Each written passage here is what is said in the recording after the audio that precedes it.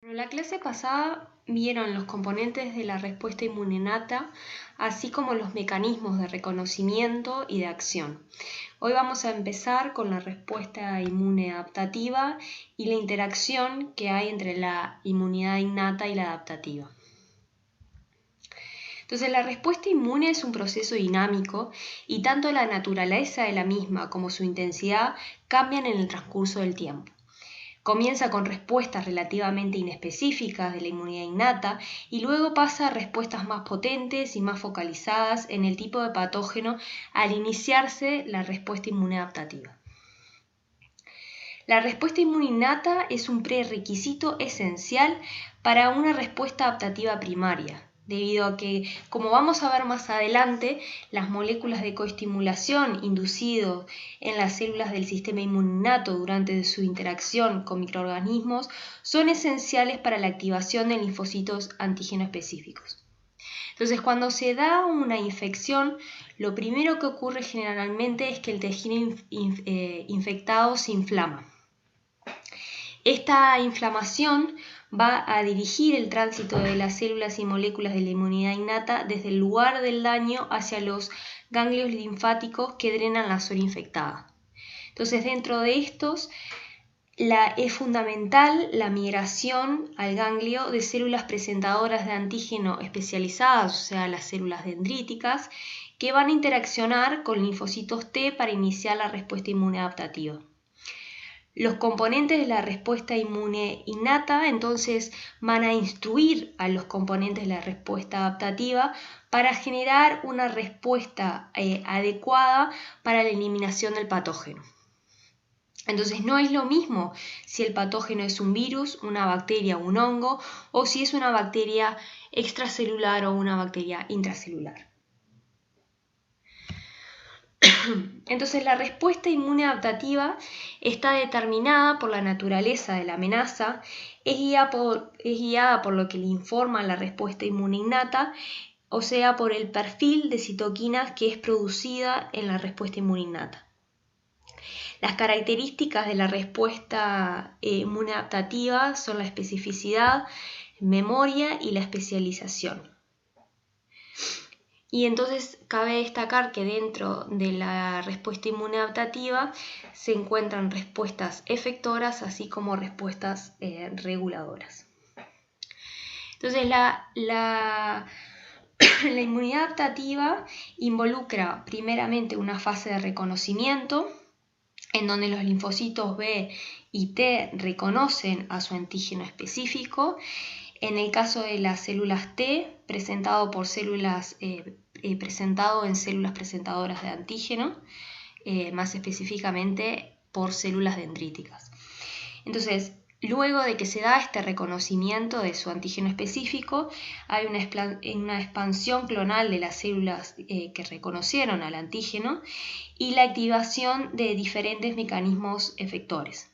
Entonces, una vez eliminado el patógeno, debe recuperarse la homeostasis, por lo que comienzan a funcionar mecanismos reguladores que llevan a esta homeostasis y al final de la respuesta permanecen únicamente las células de memoria que frente a la exposición al mismo patógeno van a responder de forma más rápida y más fuerte. Algunos ejemplos de mecanismos regulatorios son los que están involucrados por los puntos de control inmunológico como CTLA4-PD1. Entonces, las células dendríticas son clave en el inicio de la respuesta inmune adaptativa.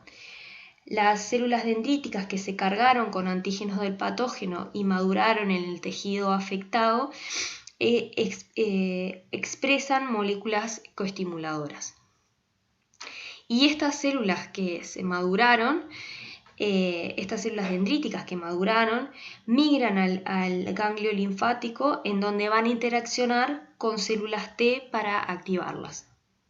Entonces, la forma por la cual estas células dendríticas maduraron va a determinar las citoquinas que se produce, o sea, era lo que decía al principio que no es lo mismo el estímulo que se genera por un virus o por una bacteria, por ejemplo. Las citoquinas producidas no son las mismas.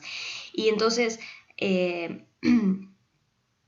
las citoquinas producidas por estas células dendríticas va a determinar la naturaleza de la respuesta inmune adaptativa.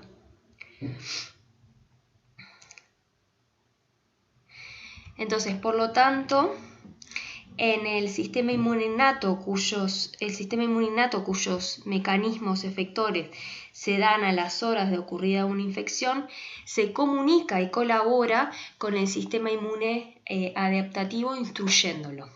Esto lleva más tiempo, por lo que los mecanismos efectores de la inmunidad adaptativa se desencadenan a los días de ocurrir la infección.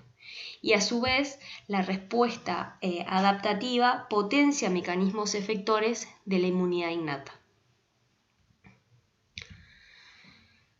Entonces, el sistema inmune adaptativo está compuesto por los linfocitos, que pueden ser linfocitos B, que están involucrados en la inmunidad humoral, o los linfocitos T, involucrados en la inmunidad mediada por células. Y dentro de los linfocitos T, a su vez, hay varias subpoblaciones. Entonces, el receptor para el antígeno en los linfocitos B son los anticuerpos asociados a membrana, y cuando se activan, cuando estas células se activan, se diferencian a plasmocitos que secretan estos anticuerpos. En cambio, el receptor para el antígeno en los linfocitos T se denomina TCR, o sea, el receptor de célula T. Y como dije, hay varios tipos de células T. Por un lado están las células T citotóxicas, que expresan el correceptor CD8, y por otro lado están las células T cooperadoras, que expresan el correceptor CD4. Y dentro de las células T cooperadoras vamos a ver que hay varias subpoblaciones. Entonces, si comparamos la inmunidad innata y la adaptativa, la inmunidad innata es la primera línea de defensa y la inmunidad adaptativa se desarrolla más adelante en el transcurso de la infección. La inmunidad innata no es específica, mientras que la inmunidad adaptativa es altamente específica. La inmunidad innata siempre va a responder de la misma forma frente a exposiciones reiteradas con el mismo patógeno, mientras que la inmunidad adaptativa va a responder de forma más fuerte y rápida frente a la reexposición.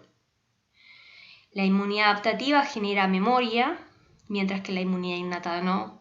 Y por último, las células efectoras principales de la inmunidad innata son los fagocitos y las células NK, mientras que los linfocitos son las células efectoras principales en la inmunidad adaptativa. Entonces, como ya vimos, las células de la inmunidad innata influyen en la inmunidad adaptativa, así como la inmunidad adaptativa es capaz de controlar el funcionamiento de la inmunidad innata. Entonces, en esta imagen se muestra el curso temporal de una infección primaria, en donde en los individuos normales llega a resolverse. O sea, en la curva amarilla hay un pico en el número de microorganismos y eso luego se resuelve la infección eliminándose los microorganismos. En los individuos en los que no presentan inmunidad adaptativa, que es la curva verde, la infección es controlada por la inmunidad innata, pero no llega a resolverse. Como ven, no ocurre lo mismo que en la curva amarilla. Mientras que en individuos que no presentan inmunidad innata, la infección no es controlada, ya que, como dijimos anteriormente, para que se dé la respuesta inmune adaptativa es necesario que primero se active la inmunidad innata. Entonces, si no si los componentes de la inmunidad innata no están presentes, nunca se va a desarrollar una inmunidad adaptativa, y es por eso en que la infección no es controlada en individuos con falta de la inmunidad innata. Entonces vamos a definir lo que es un antígeno y lo que es un inmunógeno. Entonces un antígeno es cualquier microorganismo o fragmento del mismo, moléculas o fragmentos de las mismas, que son reconocidas por los receptores de los linfocitos B y T. Un inmunógeno es cualquier microorganismo o fragmentos del mismo, moléculas o fragmentos de las mismas, que sea capaz de generar una respuesta inmune al ser inyectada a una persona o un animal. Entonces, no todos los antígenos son inmunógenos. Entonces, vamos a ver rápidamente cómo se desarrollan los linfocitos B. Los linfocitos B se desarrollan en la médula ósea a partir del progenitor linfoide común, terminando de madurar en la periferia, y una vez que están maduros recirculan entre la sangre, los nódulos linfáticos, el vaso y otros tejidos linfoides hasta encontrar con su antígeno específico. Entonces, a diferencia de la inmunidad innata, cada linfocito, sea T o B, tiene una especificidad de antígeno única, dada por variaciones en la secuencia aminoácidica en el sitio de unión al antígeno. Entonces, cada variante de la cadena del receptor no podría ser codificada en el genoma, ya que esto requeriría más genes para los receptores antigénicos que la cantidad de genes que hay en el genoma entero. Entonces, las regiones variables de las cadenas de los receptores de los linfocitos B y los linfocitos T son codificadas en varios pedazos que son llamados segmentos génicos. Entonces, estos segmentos génicos se ensamblan en el linfocito en desarrollo por recombinación somática del ADN para formar una secuencia completa de la región variable, y este mecanismo es conocido como rearreglo génico. Entonces, cada tipo de segmento génico está presente en múltiples copias en el genoma, en el genoma de la línea germinal, y entonces la selección de un segmento génico de cada tipo durante un rearreglo génico ocurre al azar, y el gran número de combinaciones diferentes posibles explica la gran diversidad del repertorio de los receptores. Entonces, el rearreglo genómico es una característica esencial de la diferenciación de los linfocitos, y en el desarrollo de las células B ocurre a través de varias etapas. El desarrollo de las células B ocurre durante varias etapas marcadas por el rearreglo y expresión de genes de inmunoglobulinas. Entonces, como se ve acá, que se van rearreglando en las diferentes etapas del desarrollo del linfocito B. Entonces, si se da un rearreglo exitoso del receptor del BCR en este caso, la célula pasa a ser una célula B inmadura, expresando IgM en la superficie.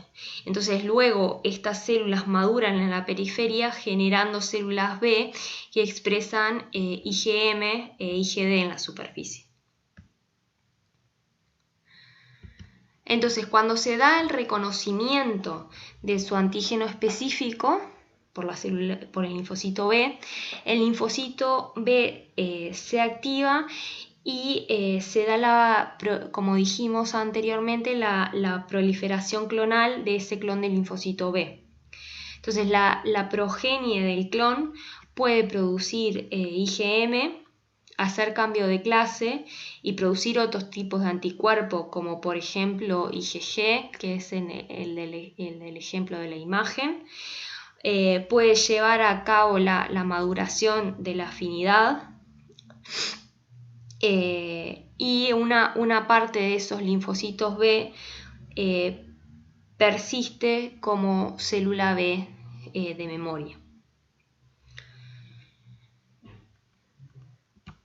Entonces, el desarrollo de una respuesta inmune se puede evaluar mediante la detección de anticuerpos frente a la primera exposición a un antígeno A. La aparición, como podemos ver en esta gráfica, la aparición de anticuerpos contra ese antígeno demora alrededor de una semana, 7 días, con un pico de la concentración de anticuerpo a las 2 semanas. Entonces, si luego hay una reexposición, que es marcado al día 28, una reexposición al antígeno A, junto con una primera exposición al antígeno B, la aparición de anticuerpos contra el antígeno A es mucho más rápida y más potente, como pueden ver, se da casi inmediatamente, llegando a concentraciones mucho más altas de anticuerpos.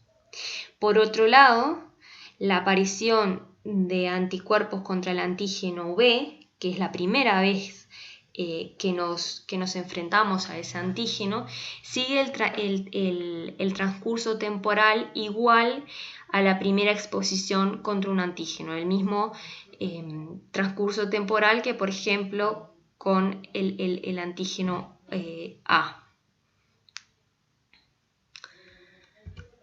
Entonces, los anticuerpos son gamma-globulinas, o sea, son glicoproteínas producidas únicamente por las células B, que consisten en 2 cadenas polipeptídicas pesadas, serían estas, idénticas, y 2 cadenas livianas idénticas.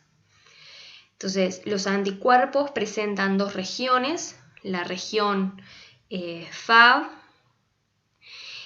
que es la responsable de la unión al antígeno, y la región FC, que es la responsable de la función del anticuerpo.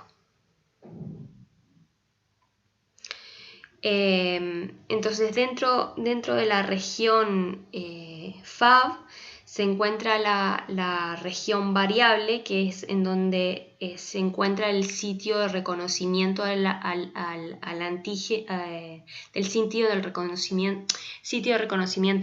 anticuerpo o parátope, o sea que es el sitio de unión al antígeno. Entonces, los epítopes son sitios del antígeno a los cuales se unen los anticuerpos. Entonces, los antígenos grandes, como por ejemplo el caso de esta figura, pueden presentar más de un epítope y por lo tanto se pueden unir más de un anticuerpo diferente. El anticuerpo azul y el anticuerpo rojo, que tienen especificidades diferentes. Son epítopes distintos. Y como dijimos, el sitio de unión al antígeno de un anticuerpo se denomina parátope. Y los anticuerpos generalmente reconocen epítopes en la superficie del antígeno. Entonces, los 5 isotipos principales de inmunoglobulinas son la IgM, la IgD, la IgG, la IgE y la IgA. En humanos, los anticuerpos IgG a su vez se subdividen en 4 subclases y los anticuerpos IgA se encuentran como 2 subclases. Entonces,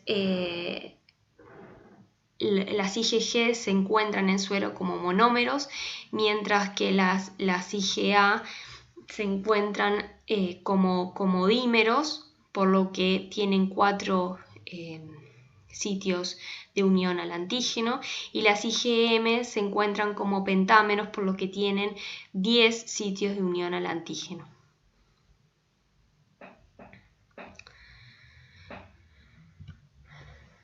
Entonces vamos a ver un poco las funciones de los anticuerpos. Entonces las funciones de los anticuerpos son la neutralización, la opsonización, la citotoxicidad celular dependiente de anticuerpos y la activación de la vía clásica del complemento. Entonces, dependiendo del estereotipo del anticuerpo y por lo tanto de la región Fc del anticuerpo, las diferentes funciones que tengan los anticuerpos. No todos los isotipos tienen todas estas funciones. La neutralización se refiere a que los anticuerpos, al unirse a ciertas regiones de virus o toxinas, impiden que éstas interaccionen con receptores de las células del hospedero y por lo tanto impidiendo que se infecten o que produzcan daño. Entonces, como esta función no depende de la región Fc del anticuerpo, sino que únicamente por la unión al antígeno, esta función la tienen virtualmente todos los isotipos de anticuerpos. Por otro lado, los anticuerpos pueden favorecer la fagocitosis de microbios al interaccionar con receptores en células fagocíticas. Y esto se denomina, como ya vieron en la inmunidad innata, opsonización. Entonces, a su vez, algunos anticuerpos pueden generar citotoxicidad celular dependiente de anticuerpos. Entonces, al unirse a través del Fc a receptores en células NK y eosinófilos, inducen la liberación de gránulos compuestos por moléculas que inducen la muerte de las células infectadas, en el caso de las células NK, o del mintos en el caso de los eosinófilos. Algunos anticuerpos pueden inducir la activación de la vía clásica del complemento, induciendo de esta forma la lisis de microorganismos por la formación del complejo de ataque a membrana, la fagocitosis de microorganismos opsonizados con C3b y la inflamación por la generación de anafilotoxinas. Entonces, estas últimas funciones sí dependen de la región Fc de los anticuerpos, por lo que no todos los isotipos de anticuerpos pueden opsonizar, activar la vía clásica del complemento, ni inducir citotoxicidad celular mediada por anticuerpos. Pasemos a ver ahora entonces los linfocitos T. Los linfocitos T se desarrollan a partir del progenitor linfoide común que migra desde la médula ósea al timo. Entonces, una vez maduros, los linfocitos T emigran del timo hacia órganos linfoides secundarios, entre los cuales recirculan en búsqueda de su antígeno específico. Durante el desarrollo de los linfocitos T en el timo, estos sufren procesos de selección positiva y negativa que aseguran que los linfocitos que logren culminar el proceso de maduración sean capaces de interaccionar con las moléculas de MHC y que no presenten una alta afinidad por antígenos propios, entonces de esta forma evitando posibles enfermedades autoinmunes, y esta selección negativa se conoce como tolerancia central. Entonces los linfocitos T pueden expresar un TCR compuestos por cadena alfa-beta o por cadenas alfa-beta o por cadenas gamma-delta. Y estos últimos van a resultar en los linfocitos T gamma-delta. Dentro de los linfocitos T con cadena alfa-beta se encuentran los que expresan el correceptor CD4 y los que expresan el correceptor CD8. Entonces, en el sistema inmune adaptativo existen tres tipos de moléculas que intervienen en el reconocimiento del antígeno: el receptor de las células B o los anticuerpos cuando estos son secretados, el receptor de la célula T, el TCR, y las moléculas del complejo mayor de histocompatibilidad en la célula presentadora, o sea, el MHC en las células presentadoras. El reconocimiento del receptor de linfocito T está restringido a péptidos asociados a moléculas de MHC. El TCR entonces consiste en dos cadenas polipeptídicas denominadas TCR alfa y TCR beta, las cuales se mantienen unidas por un puente disulfuro. Y esta estructura es la encontrada en la mayoría de las células T. Entonces, el heterodímero alfa-beta es estructuralmente similar al fragmento Fab de una inmunoglobulina. Y cada cadena posee una región variable y una región constante. Los dominios variables contienen regiones cortas que presentan una alta variabilidad y es esta región la que determina la especificidad del TCR en el reconocimiento del complejo MHC péptido. O sea, sería la zona roja es la zona de reconocimiento del complejo MHC péptido. Entonces, además de la interacción entre el TCR y el péptido, que es cargado en las moléculas de MHC,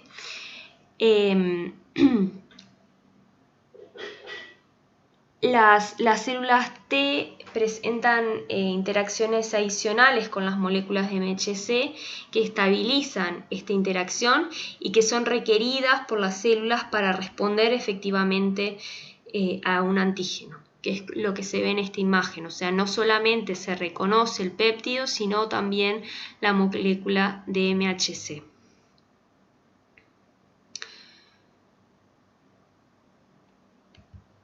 Entonces, como ya se mencionó, entre las células alfa-beta hay dos subgrupos, las que expresan el correceptor CD8 y las que expresan el correceptor CD4.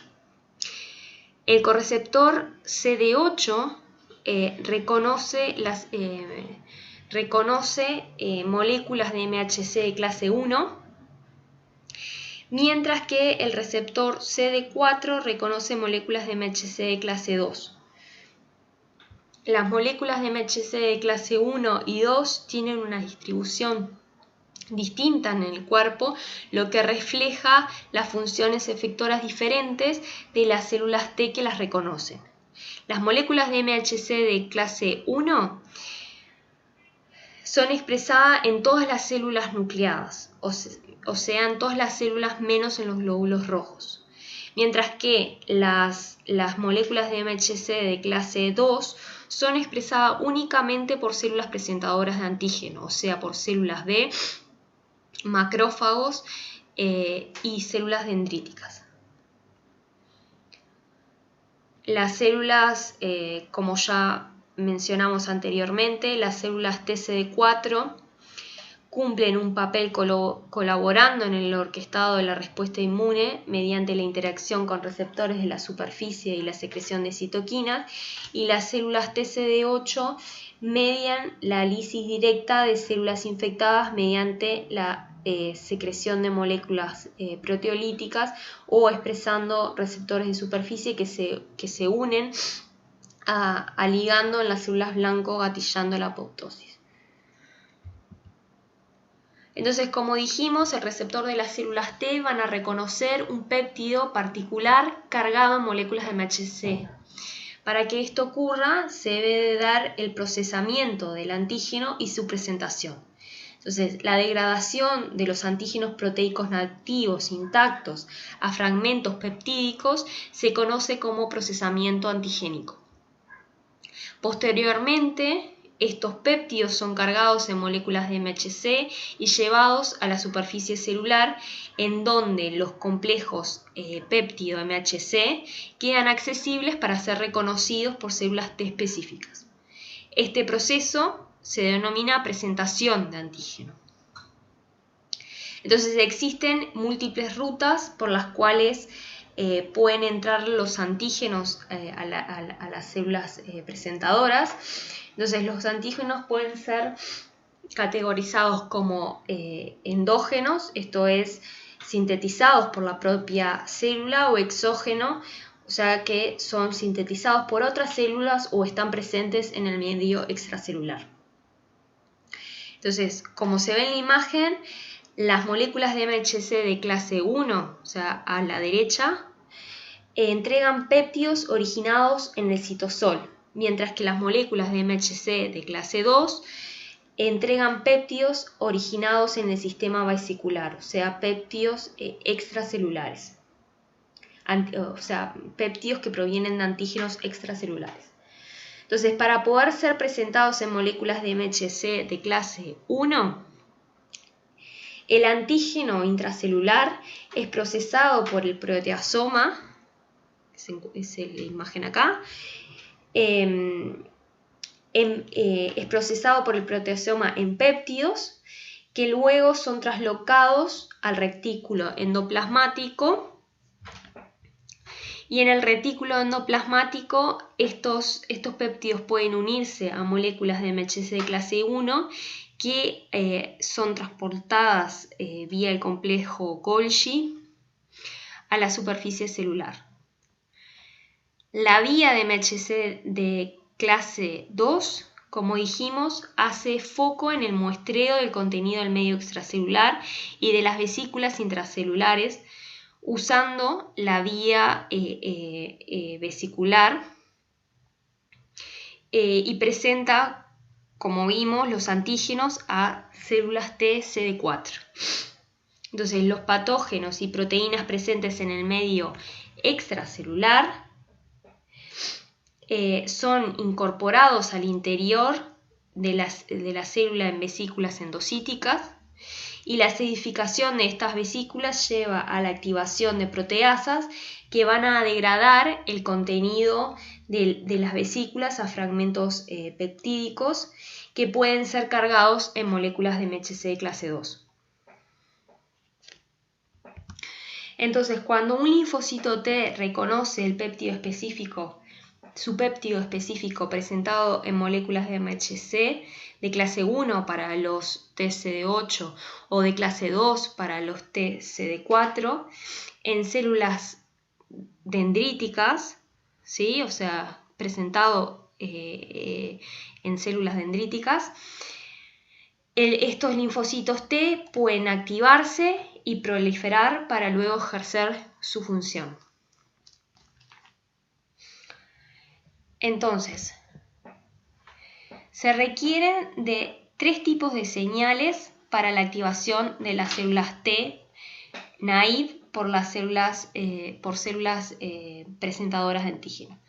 La primera señal compromete la señal derivada de la interacción entre el complejo MHC péptido y el TCR, ¿sí? Entonces, la interacción del TCR y su péptido obviamente es esencial para que se dé la activación de la célula T, pero esto por sí solo no estimula a la célula T a proliferar y diferenciarse completamente de una célula T efectora.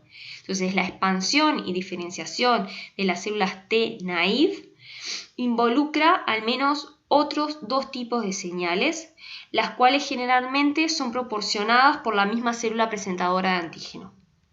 Entonces, estas señales adicionales se pueden dividir en la señal de coestimulación, que promueve la supervivencia y la expansión de las células T, que sería la señal 2, y aquellas que están involucradas en el direccionamiento de la diferenciación de la célula T en las diferentes subpoblaciones de células T efectoras, o sea que sería la señal 3, que está dada por citoquinas.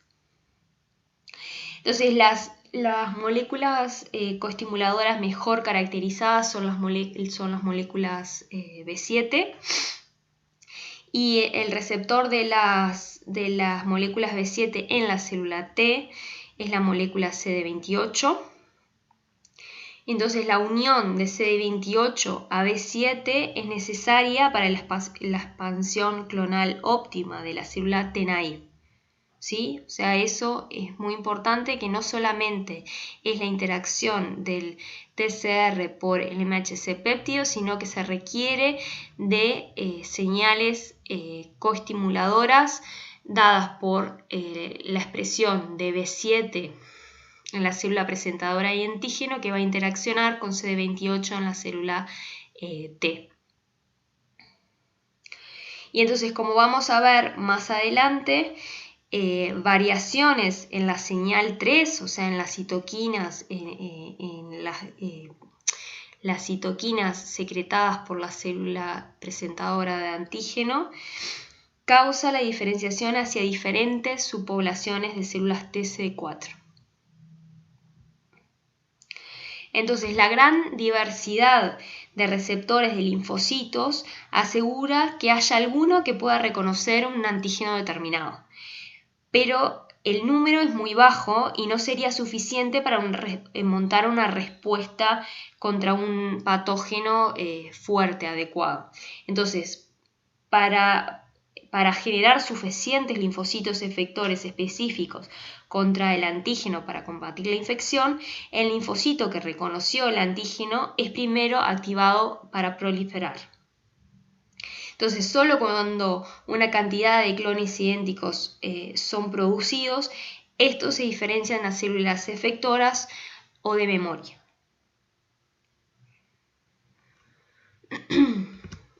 Bueno, en este cuadro se compara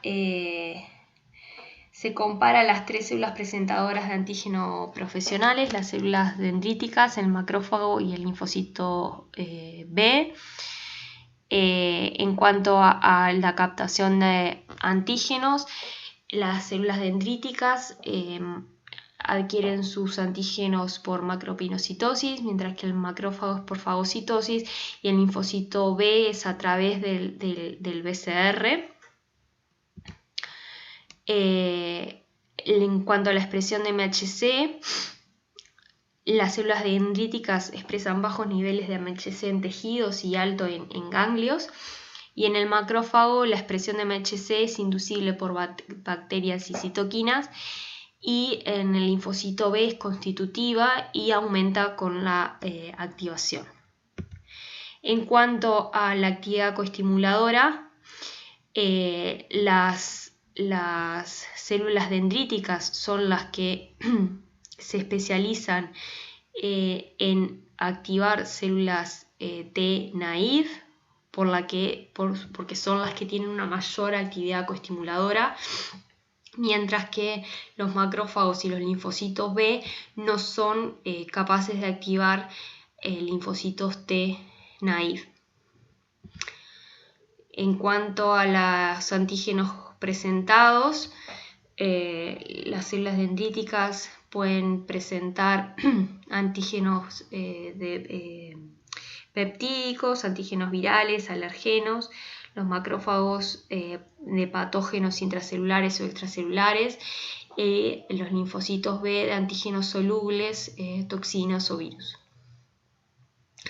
En cuanto a la localización, las células dendríticas se encuentran en todo el organismo. Los macrófagos se encuentran en el tejido linfoide conectivo y en cavidades del organismo. Y los linfocitos B en el tejido linfoide y sangre.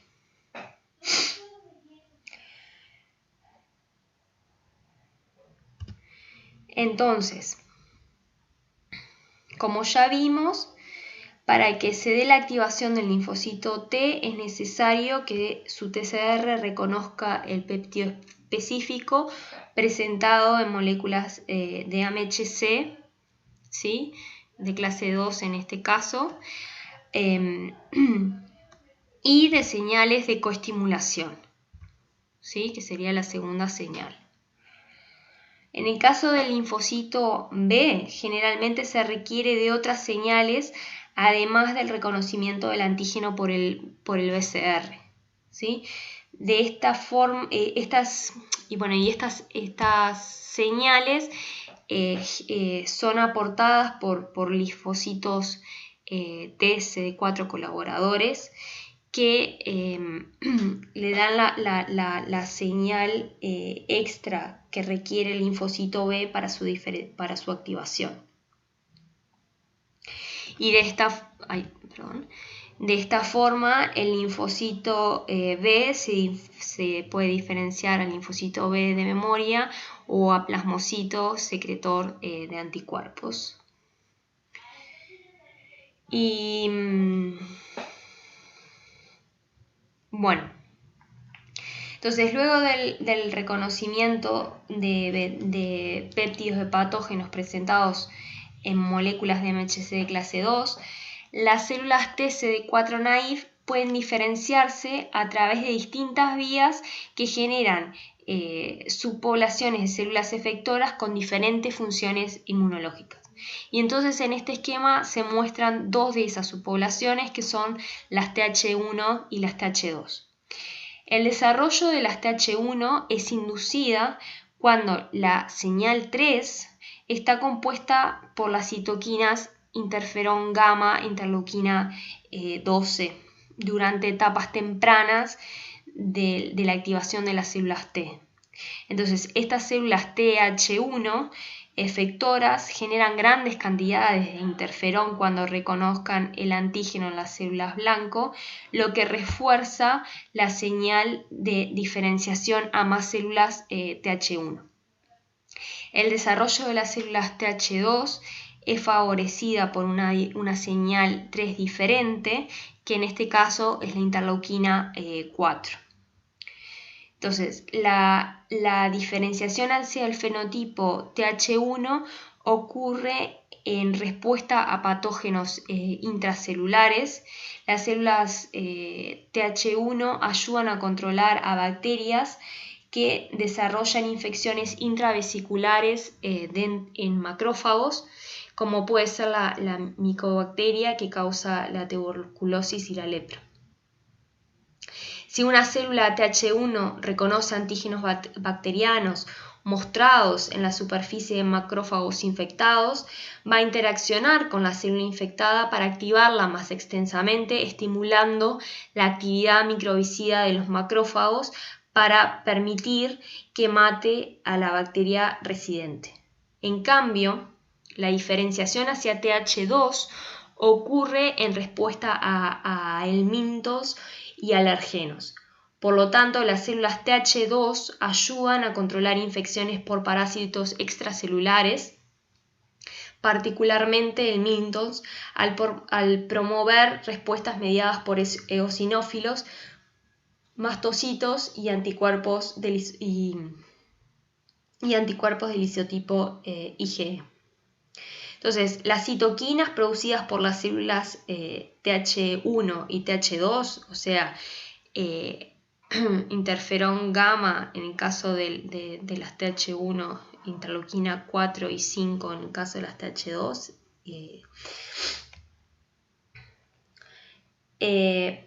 promueven el crecimiento de su subtipo, o sea, de su subpoblación, y así como inhiben el desarrollo y la actividad de la subpoblación opuesta. O sea que tienen una regulación cruzada. Y entonces, la progresión de algunas enfermedades depende de este balance entre las subpoblaciones TH1 TH2. En humanos, un buen ejemplo de esto es la lepra, que es causada por Mycobacterium leprae, un patógeno intracelular que puede sobrevivir dentro de fagosomas de macrófagos. Entonces, la lepra tiene una identidad clínica única, en cambio, presenta un espectro de respuestas clínicas, con dos formas principales de la enfermedad: la tuberculoide y la lepra matosa. En la lepra tuberculoide, una reacción inmunitaria mediada por células forma granulomas que tiene como resultado la destrucción de la mayor parte de las micobacterias. Entonces, aunque se daña la piel y los nervios periféricos, este tipo de lepra progresa con lentitud y los pacientes pueden sobrevivir. Entonces, esta sería una respuesta tipo Th1 con hipersensibilidad retardada y aumento de la interleuquina 2, interferón gamma y TNF-beta. Entonces, y en cambio, en la lepra matosa, la respuesta mediada por células está deprimida y en su lugar se forman anticuerpos que en algunos casos pueden llevar a hipergamaglobulinemia. Entonces, las micobacterias, en este caso de lepra, están diseminadas de forma amplia en macrófagos y en grandes cantidades, y entonces la lepra matosa progresa a una infección diseminada en huesos y cartílagos con daño neural extenso. Y esta sería una respuesta tipo Th2 con aumento en la interleuquina 4, 5 y 10. Y este perfil de citoquinas explica por qué la inmunidad mediada por células está disminuida y el aumento en la producción de anticuerpos en este tipo de lepra. Bueno, estas son imágenes que muestran un paciente con lepra tuberculoide y un paciente con lepra matosa. Entonces, hasta ahora vimos la activación y la maduración de los linfocitos TCD4. Ahora vamos a ver los linfocitos TCD8. Entonces, el desarrollo de la respuesta TCD8 citotóxica frente a la infección tiene etapas similares a los de las células TCD4. Esta diferenciación requiere de 3 señales secuenciales. La señal 1, que es específica del antígeno, o sea que está dada por la interacción en el TCR con su complejo MHC péptido específico. Acuérdense que en este caso son moléculas de MHC de clase 1. La señal 2, coestimuladora, transmitida por la interacción CD28-B7 entre la célula TCD8 y la célula presentadora de antígeno. Y una tercera señal inducida por la interacción de la interleuquina 2 con receptores de interleuquina 2 de alta afinidad, que da como resultado la proliferación y la diferenciación de los TCD8.